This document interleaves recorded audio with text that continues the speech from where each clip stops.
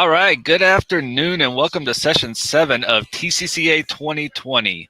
I'm here with Angie Beardsley and she's got a great session for you this afternoon. It's called 30 and 30. I don't know what that means, but I can't wait to find out what 30 and 30 is in this session. So just a couple announcements. Make sure that if you have any questions or comments, you type them in the chat window on your YouTube stream and we'll be able to pop those up on the screen and ask those as we see the questions come up.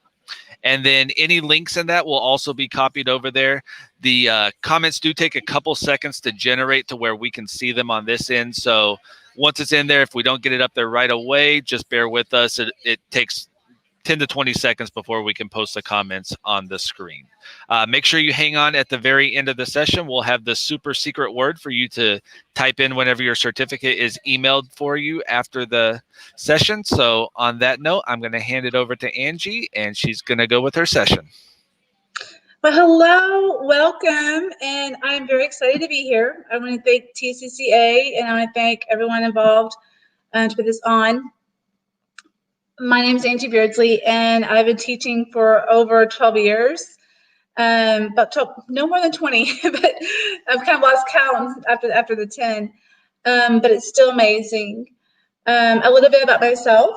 My parents are teachers, and I grew up in the education family, and so my dad was really into technology, and so I kind of got into technology as a child.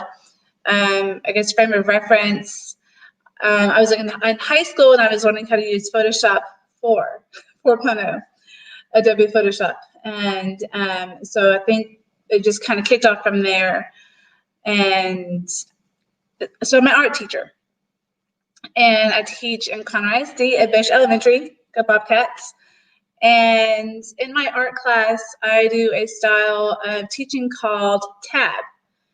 And TAB is where we teach for artistic behavior. The artistic behavior is where we try to train the students to think, act, behave, and create like an artist would. And in the style of teaching, you can either have studios or centers, and I have a bunch of different studios. One of my big studios is the digital studio, and it has grown from having only iPads to having now a green screen, a green wall, and Osmos and Ozobots and Spiros and a lot of really cool technology for the students. And so that's where I am at as a professional.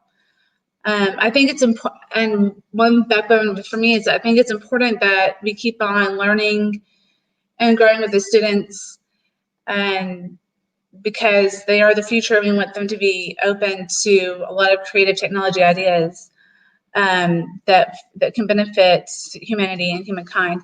So that's where my kind of mantra is.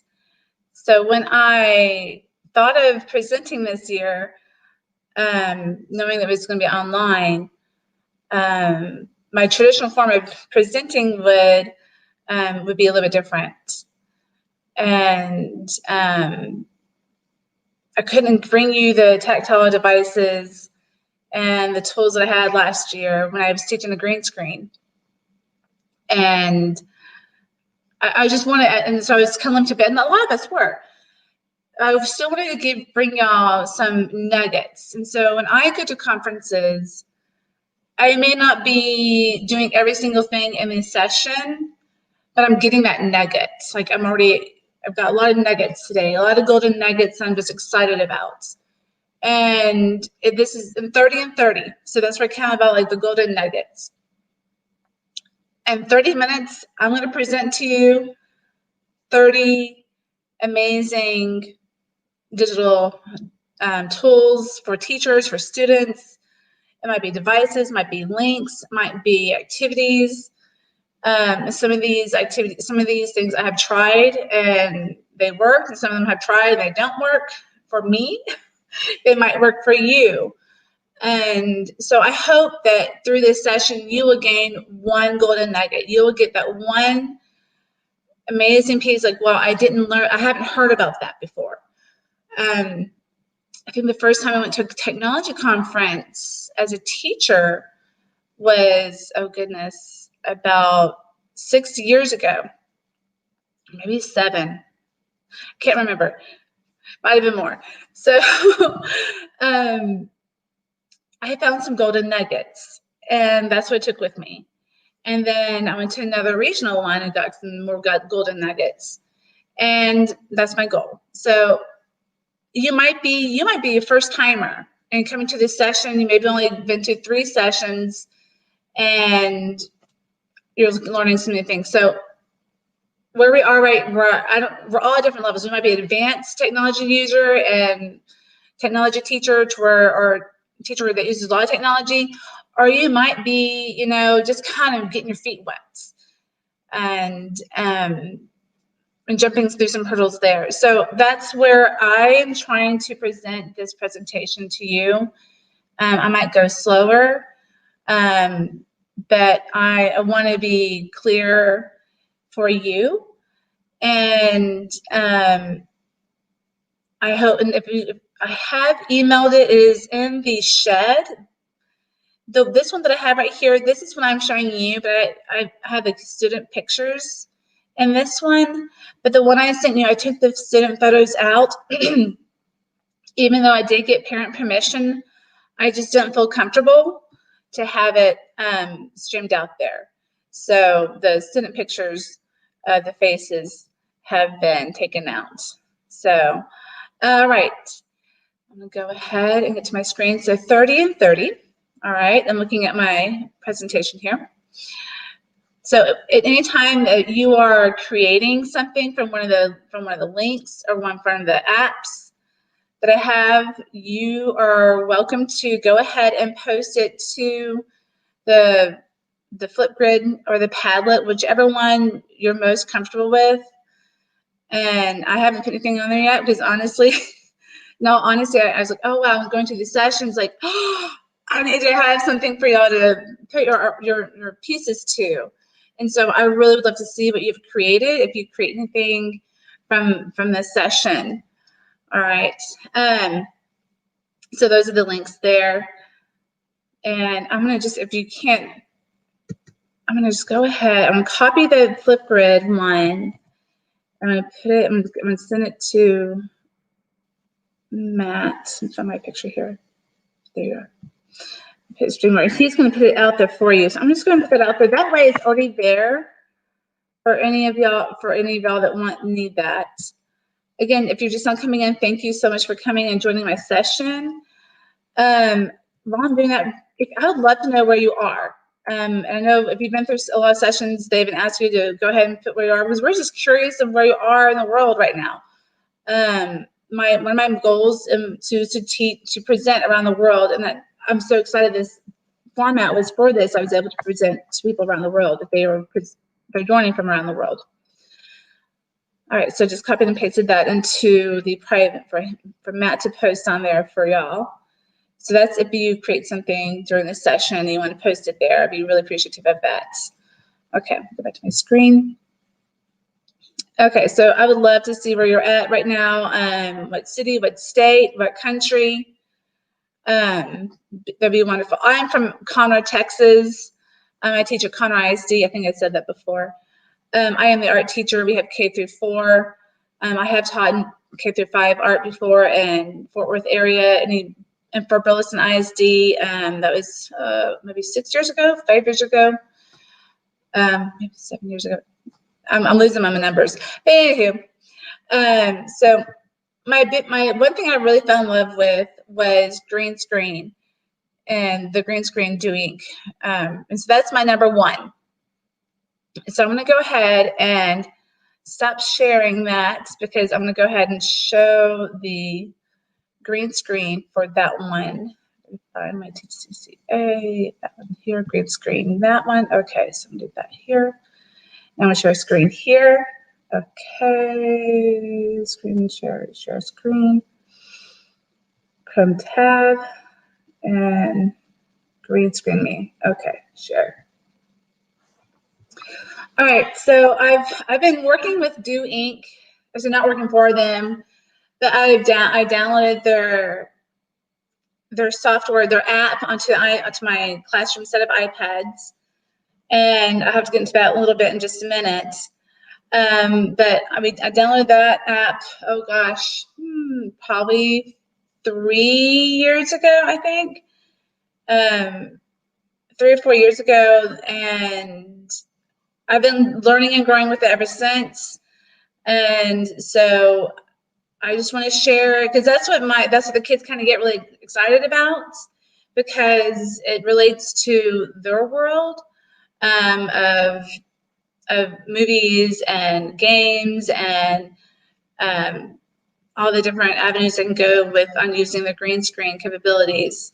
So it puts a whole career mindset for them. They may not realize it at the time, but I'm trying to say, okay, I'm trying to get you, this is something you can do in your future. This is an avenue. All right. So green screen me. All right. I know, please, with your phone, I know you might have another external device you might be using, but please don't take pictures of the students, their faces and stuff like that. I think I might have shared this with y'all. Yes. I do have parent permission, but I just don't feel comfortable with their faces being seen still. Okay. It'd be different from face to face. All right. So with the Do Ink green screen, there's so many capabilities. Whatever kind of background you want to have, and you can, if the kid made a piece of art, they can put it in their work. The first picture here is with my son when he was in first grade. He had just gotten a bearded dragon, and he wrote a story about his bearded dragon. And so I just kind of played around with that, and so it kind of made it to be more real for him. A long time ago, we had some Model Magic out, and we're creating artwork, and so that's what you can create 3D pieces and put it in the background. And this is something I made for one of our, I think it was for our board gifts, to be honest. They had a theme each year, and this was the image that I created for the board gift for my school that year. All right, so there's just some examples. There's more. And so the green boards you see here, that's what I first started out with. I wrote a grant through our district to have 17 iPads and the green boards for the backgrounds and for the Do Ink app for the students to explore this avenue of green screen and technology and a lot of different capabilities. And so the boards are the first step, okay? All right, and I still have them. We still use them too. And but then over here you see the parachutes with the girls. They created the parachutes in Doodle Buddy, and then they helped out each other, took pictures, and this took them like 2 or 3 class times to finish because of different steps that they had to take, and they are problem solving a lot of it. And that's where the whole tab, teaching for artistic behavior, I'm not going to tell them every single step. I might tell them every single step, like in a video that they might have to watch or a demonstration, but I'm not there every single step because I really want them to learn those problem-solving skills. One, because in my classroom, I have a painting studio, sculpture studio, a drawing studio, a fiber studio, and digital studio. And so I have all the different studios going on, and kids need me left and right. So my students have really having to train themselves to be really good problem-solving skills, problem solvers. All right, so that was really cool. I was really excited about that. This happened the other day. I was really excited. I was teaching because of COVID slowing stages of process of when I have the students and whatnot. So we're not as far as we probably should be as getting studios out and using them, but we're on Collage Studio and Digital Studio and Drawing Studio. And so showing them some techniques. And so a student created a scene. I was like, oh my gosh, how cool would it be if you were in your picture in a really cool situation, like kind of acting it out, what you'd be thinking and feeling in the picture. So I'm just going to play that for y'all.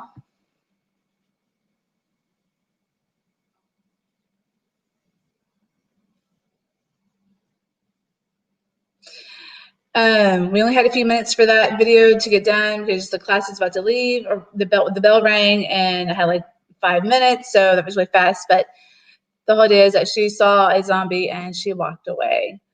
So that was really cool. If you like Do Ink, if you're interested, there's so many ideas on their website and on Twitter and Facebook. It's amazing of all the things you can do with Do Ink. All right, and then this student made this one.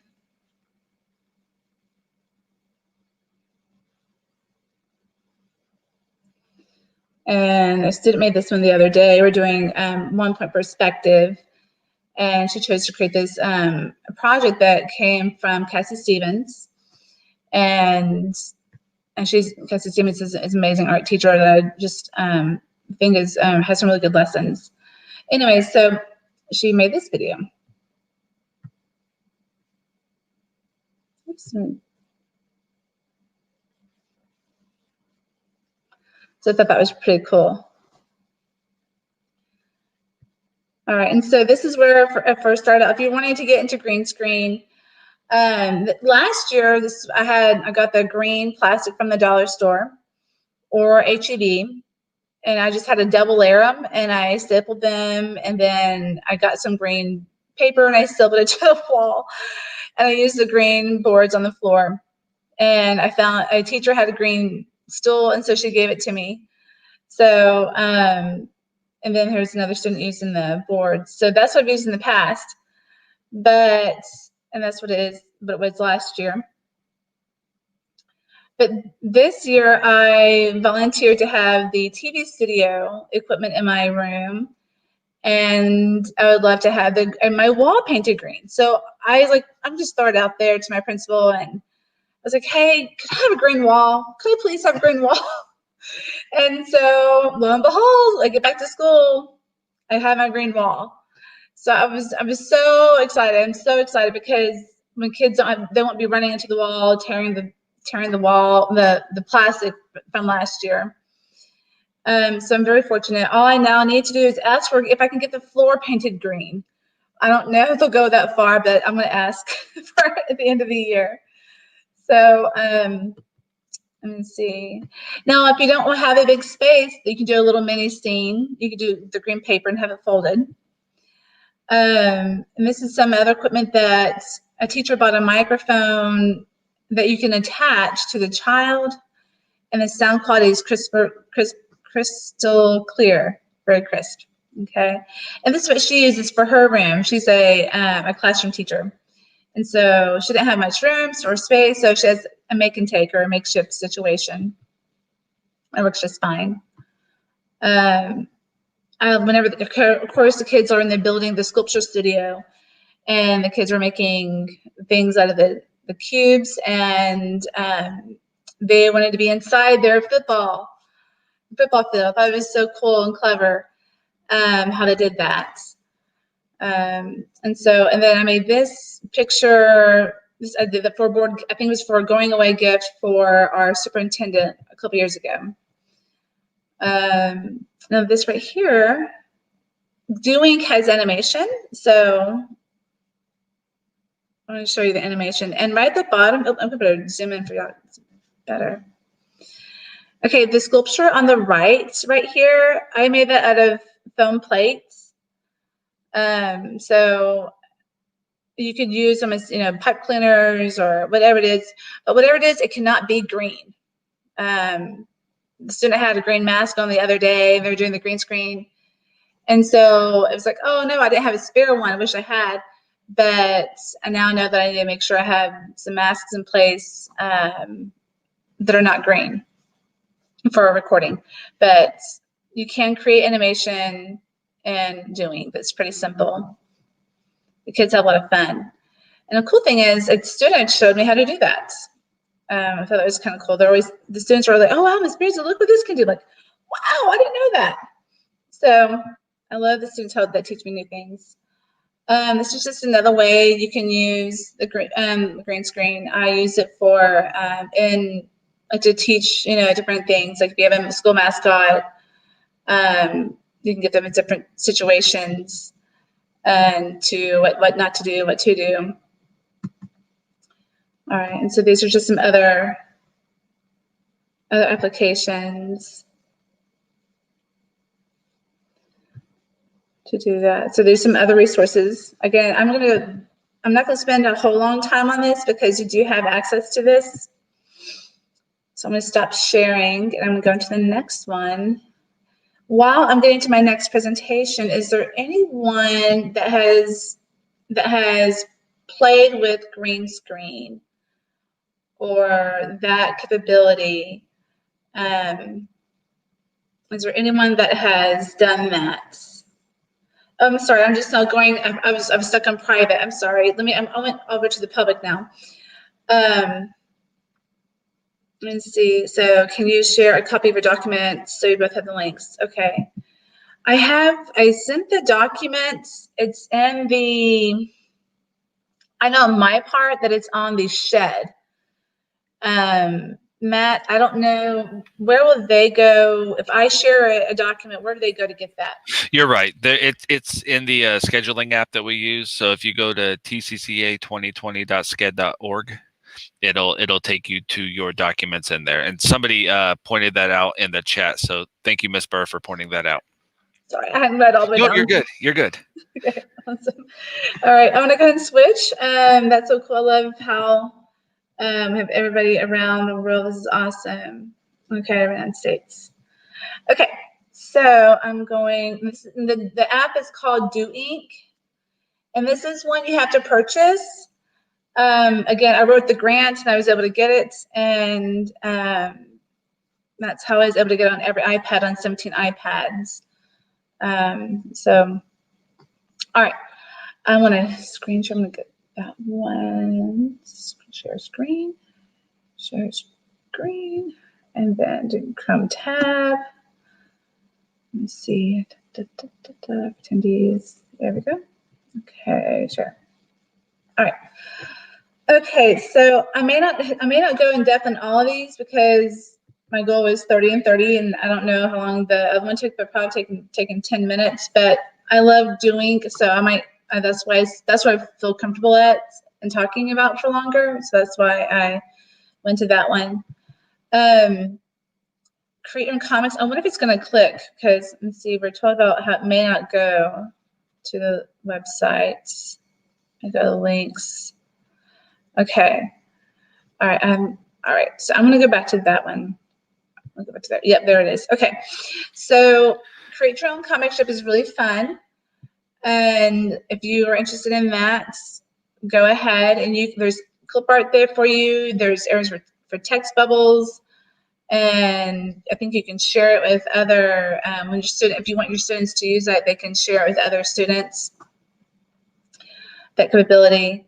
I played around with it, I think 2 months ago. I haven't touched with it since, but some students had some fun with that.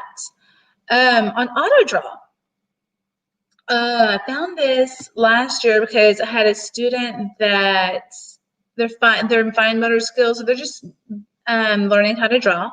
Might be like more the kindergarten and first grader level, and like they wanted a building. So you can draw a building, you can draw a box, and then it automatically, once you're drawing, it automatically pops up some options for different buildings and different clip arts to choose. And you can change the color, the outline, and change the fill color. And I thought that was really cool because right now we're working on perspective. and landscapes and cityscapes and seascapes. And so my students can have access to that for creating their scenes. And so I promote the mixing and mashing of art apps and software to where, like, if they create something, they start something in DoodleBuddy, then maybe they can try to insert it to another app, or they create something, maybe an auto draw, they can insert that into DoodleBuddy, add some things there, then they save it and they export it maybe then to the Do Ink green screen. I liked it so they can think more creatively. I had the different tools. All right, so I'm not going to go to every single one of those. And number 4 is online drawing and painting. And I found that these are safe. They're safe and they're fun to go to.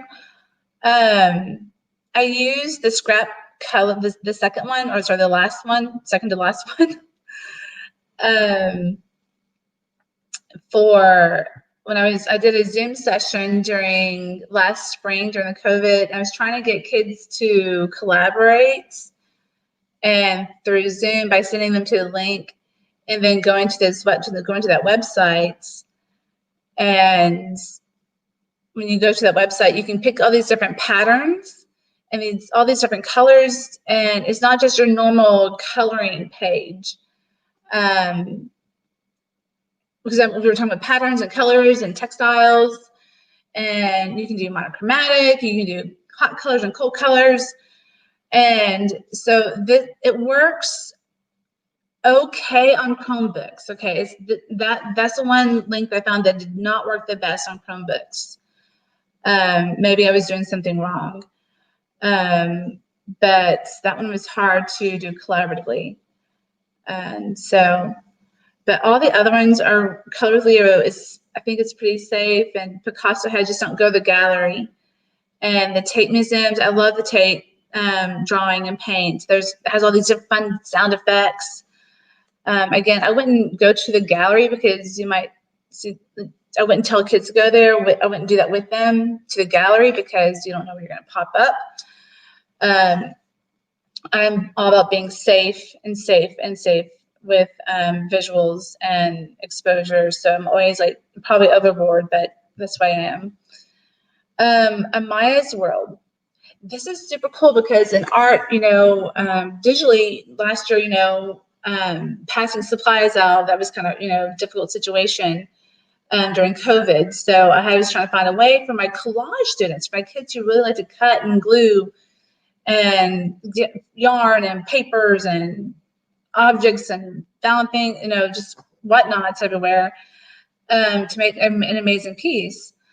And so I was like, well, I found this website, and it is so neat because of the different textures and the different objects you can have to create an art piece. And there's even music that goes along with it. So no matter what you teach, you might be able to use it in some way, especially with the literacy, if you're, for writing or for reading, or science or social studies.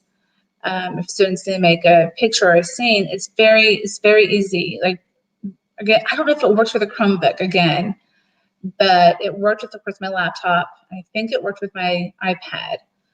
So I really like that one. And if we have time, I'll go back to that one and demonstrate that one.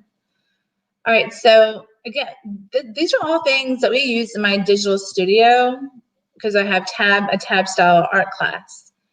And so I have 4 Osmo devices. And if you haven't tried Osmo, it is really fun. Like I use it for art, but there's a lot of fun capabilities for elementary and maybe intermediate. I think there's some advanced coding type situation, or the Isaac Newton, or there's one that has a sequencing of levels of STEM activities. So I'm going to go ahead and go back to here, and I'm going to go to comments. Is there anyone that has used an Osmo yet. If you have, smiley face or thumbs up would be awesome. Because I'm just wondering if y'all have seen the Osmos or heard about Osmo. Yeah. So anyways, that's there. If you like Osmo, if you haven't tried Osmo, you might want to try it. I think the set, 2 years ago, the board, like the case holders, the camera, I think the Osmo basic set was about $35 or $40. They might go on sale at Christmas, depending on when you can buy things and not. But that's pretty fun there. Okay, so Ozobot and Spiro is fun. All right, so I'm gonna stop sharing here, and I'm gonna go to my other one. So I'm gonna go to the videos that I made. Chrome tab, and then go look for the video. There we go, videos. All right. Okay. And I'm sorry, this is bare bones, nothing really fancy as far as background goes. But I'm gonna go ahead and go to view, go to present. All right. A lot of my pictures that I had taken of students working with the Ozobot Bit or the Ozobot Mini, were students that have already moved on from last year, or there's students that I just couldn't gain access for permission, and so I do apologize about that. But they love the Ozobot, and then when I was practicing last night, I couldn't get it to calibrate, and so I was going to have a lot more videos for y'all.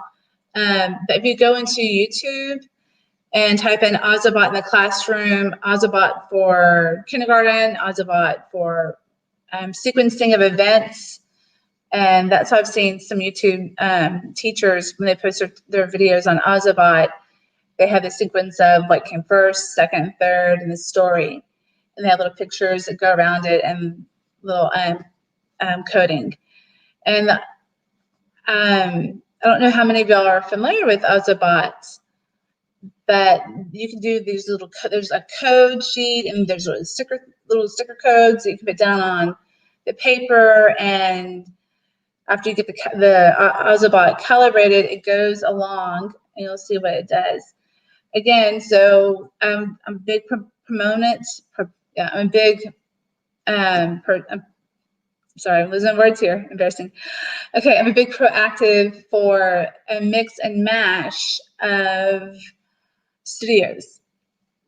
So they went to the building studio, and then they went to the digital studio, and they combined together. And so this was a group of students that they took the whole class time for this.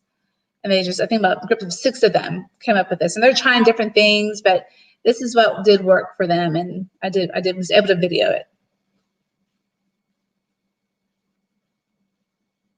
And there isn't any sound because the students were talking, so there's no sound. But the Ozobot is reading a code that's on the green paper, that's on the paper.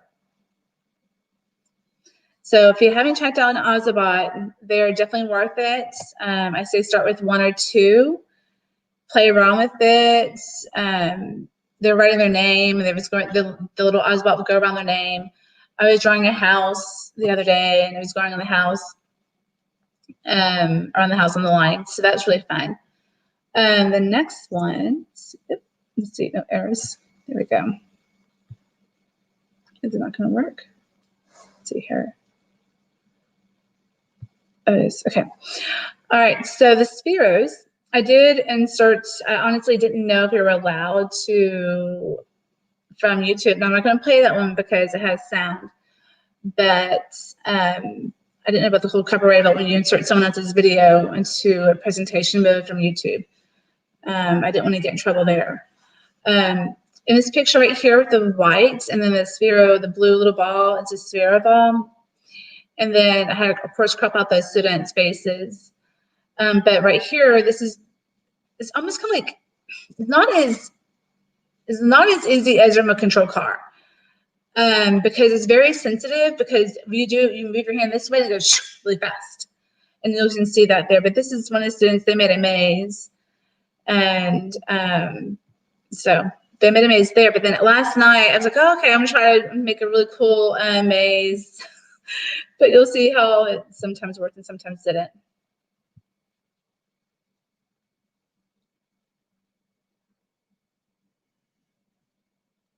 And sometimes it came reverse. Like if I had my finger moving on the iPad to the left, it actually went to the right. So I had to look. It's very sensitive on the direction.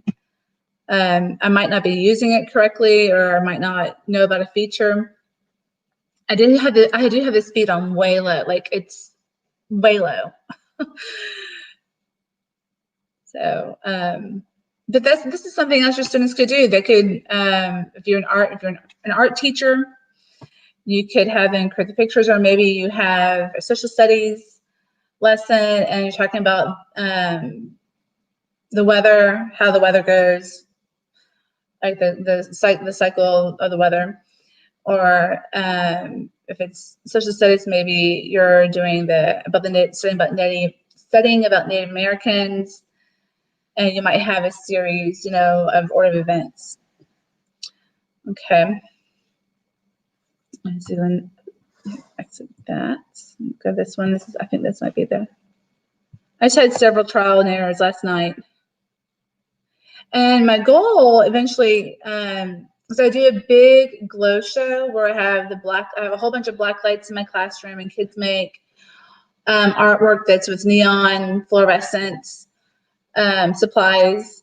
And so my goal was for this year to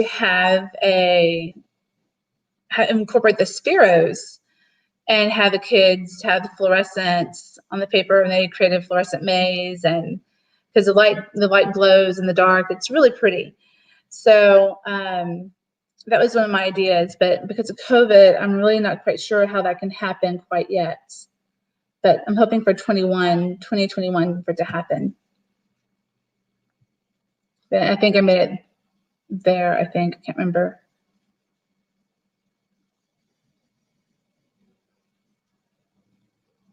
Yeah. That's what happened. That's an oops. And so we just learn from our oops, and it's okay. All right, so I'm going to stop sharing. No, I'm not. I think of one more. I think. Maybe. Oh no.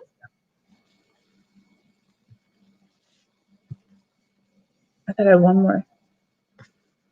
Hold up. Let's see here. Exit. Oh, yeah, I do. Okay. I already showed you those, but those were there.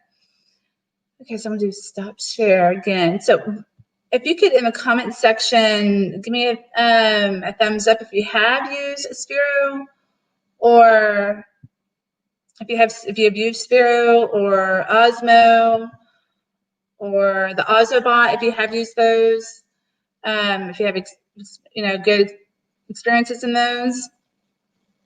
All right. Hey, Angie, we got a good question. Okay. How did you justify the expense of these devices? So one of our viewers said that Ozobots can tend to be expensive, and to have enough for students to use. What did you do for funding for those? Did you buy them personally, or did you get the school to buy them for you, or through a grant? Okay, so, and I know that, and I have a budget. I am very blessed. I mean, I love where I teach. I mean, not many art teachers get a budget to where they can afford to get supplies, like art supplies, on top of technology supplies for the students, because we have, I mean, our school's getting so much bigger. So to answer your question, I use some of my budget money for that. And it's over years. I mean, it's not like, hey, I got all this one year. For the Ozobot, what was it? I got them from school specialty, because I don't only go through a vendor. Like I'm not going to search through 20 vendors that are allowed to be at our school. that they're allowed to through our district for us to purchase from. I normally tend to like two vendors, and that's it, because I don't have time to search forever. So when I bought them, I think it might have been $50 for one little Oswald bought bit, and it comes with the whole kit. And so I bought two. I still only have two because they share, because they had to take time to create the code for the path.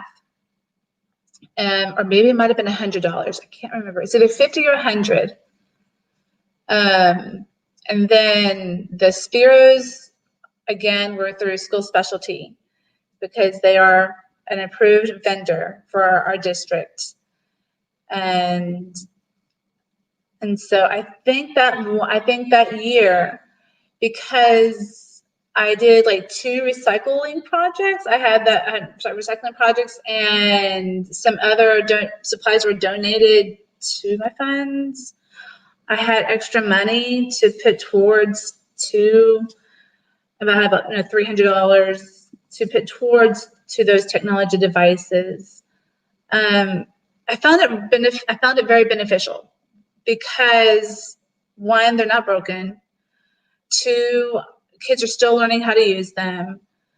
And I found it to be a good investment, because there's some students that they don't want, of course I do studios. So I have all these different options, and they don't like those different options. That doesn't zing with them. That's not connecting with their likes, the way they think. So it really works for me in my situation. And Angie, it's Michael Ann. So one of the things that I can tell you about purchasing is, think about most of our districts in the area have a foundation, and a number of them have foundations, and they would be love to donate to that. Also, donors choose, but make sure you go through your district website. Talk to your grants. Depending on the size of your district, it would be different requirements. But there are possible ways of doing that right now. So that was all. I just wanted to chime in. Use the foundations and use donors choose. Thank you for that. All right. So, yes. Okay. All right. Hopefully, the questions. Yes, we've been students. Awesome. Okay. I'm moving on to share screen. Let's see here. Oh my gosh, I go faster. I'm so sorry. Let's see. We all do have the let's see, 30. I gotta go faster, guys. I'm so sorry. Let's see here. Attendees. Go find T60A. There we go. All right. I'm gonna go a little bit faster, because I see my time. All right.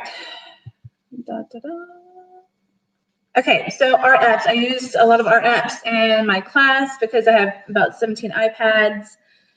And so they use them in different ways for the digital studio. I took just a screenshot of my apps that I already have for you, that you have access to that. One of their favorites and one of the easiest ones is Doodle Buddy. And so I do have parent permission to have these pictures for the presentation. You don't have these pictures in your that I gave you. Please don't get your phone out and take a picture of it. Please don't do that. But those are from Doodle Buddy, and of course she did that when we were talking about self-portraits. And then this little guy right here, we were doing a art around the world art, and so he was looking at a castle book, and so it was a really popular book that a lot of kids want to do the castles, and so he created a digital castle. So I think you can totally relate a lot of the art apps to the different subjects. You already saw that one from the mix of that one. Quiver is good. I think they've gotten better on updating. And when you want to shoot, you do have to, that is something you have to have copy paper, and it has to be printer. So you have to have a copy machine. So I don't know, some districts, you just have to do what your district allows you to do. And this is also good for a sub day when you have a substitute. And if the kid's already trained on how to use Quiver, and that the sheet is already loaded into the iPad, because you have to press a load button when you pick a different Quiver page, or It's really awesome. So I'd like to see that. It's the augmented reality. They get really excited. Okay, so Sketchpad. I like working with Sketchpad, and because I like it because you have layers and it has different effects. And I was putting these together last night, so I just kind of did variations of trees. Sketch Tree is a fun art app. Different just the different textures and nuances you can do in that app is really awesome. Very easy to. Sand Animation Magic. I thought about the artists that, and I was thinking of, it was like a year ago when America's Got Talent had the sand artist on there. And it's like, man, wouldn't that be cool if there was an app? There was. So I just drew that tree, but there are tutorials on there that you can trace over, like say an apple or an ice cream cone or a ball. Like it's really good for kindergarten, first grade, for the training on how to draw, or even some kids who just want to learn how to draw something. They can trace over it. I do suggest, I forgot to take a picture of it. Just the digital stylus tools.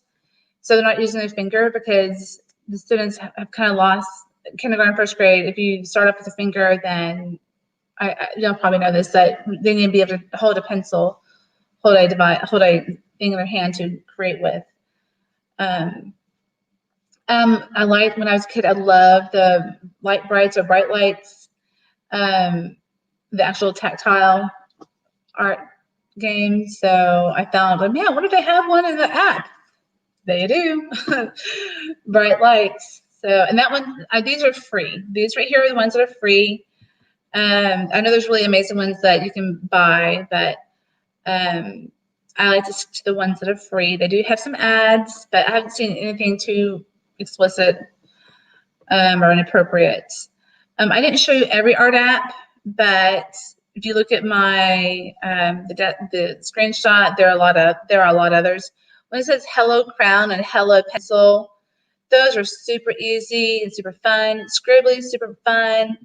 One app that did not get on here, or maybe it did, I'm just not seeing it, is Forge of Neon. Forge of Neon, oh my gosh, it's super fun. Kids stay on that. They kind of, some of them are productive, but they end up being entranced by everything they're doing, all the colors, and it's kind of like a glow show. And that one is also another fun one. All right, so moving on. Okay, I do faster. Okay. Boom Cards, Screenomatic, Jamboard, it's awesome. I haven't used it in a few months. I think it's fairly new, but I know you can use multiple students can be on the same website. I've been to the other sessions, and the presenters have talked about remove background. That might be something that you have done before or not, but I've used it for my, I forgot to pull those up. Okay, but the links are there. I've used this for my Bitmoji classroom and my virtual museum to take away the background. All right, so researching and exploring. These are some other exploring websites. And online can really explore museums. Okay, the map museums is really fun because the kids can choose like what they're looking for, the different time periods. I would preview some first, because even though it's kid friendly, I found some things that might not be appropriate. So definitely pre-screen it first before you start telling kids go look up Egyptian art or something like that. Explore.org has a live cams. Those are super fun. Students love doing that. When they go there and they can, like, as if they're looking at the video, they can do like they can do sketches of the animals moving, and you don't have to worry about YouTube and ads. So that was awesome. So there were too many more museums, and I went to one. Oh, it was super awesome. Okay, I think it was that one. Okay, so one of these, this is really cool. The Google Arts and Culture. you can go on and create your art. Like if you have whatever pictures, whatever it is, it will be on the billboards. So I suggest you to look through that, spend some time here, because that's some really, really cool stuff. I would like right here, you could go on and see like Monet's Waterloo Bridge, like close up. Like we're talking super, super duper close. And again, I'm on 250 and I'm running out of time. But the Google Expedition field trip. Now, I have in our district, we have the set of, the VR cases. Of course, we can't do that this year because of COVID. But if you download the app and the situation on your iPads, students, they can be like as if they're going into, like in the way they would be on the VR. They're just holding their tablets and they're taking the virtual field trip that way. I don't know if y'all knew about that, but I learned about that last year. And so that was really cool to do. I think there was even some presenters that were presenting stuff like that this year and last year. So there's some safe places to search for images. Again, I'm an art teacher and this is what I use. Again, golden nuggets. I wonder what kind of golden nugget you'd like to take away. Kidlit TV, I love that because it's just really cool the way they talk about the books, and then they have artists that illustrate things in their books. So that's pretty fun for the students. They like that. And like Ready, Set, Draw, that's from Kidlit. Kids Hub and Draw So Cute. Those are just two web YouTube people that I go to for some drawing resources for students, and other teachers use them for different subject matters. But that's pretty much it. There's a lot, and I didn't touch everything, but I am hoping that y'all got some kind of nuggets. If you want to, again, the Padlet and the Flipgrid code are above the very top. And if you create something from that and you want to post it to there, that'd be very helpful. And the code word is at the bottom right here. So, all right. Yes, the session 7 secret word is down there at the bottom. It is empower. So make sure you do an uppercase E at the beginning. It is case sensitive. And just to wrap it up, thank you very much, Angie, for being with us today and for your presentation. It was a lot of information to cram into 50 minutes, but you did a great job and gave our attendees a lot of resources that they can take and look through on their own time. So we appreciate your session today. We appreciate you being with us and presenting at TCCA. Thank you so much.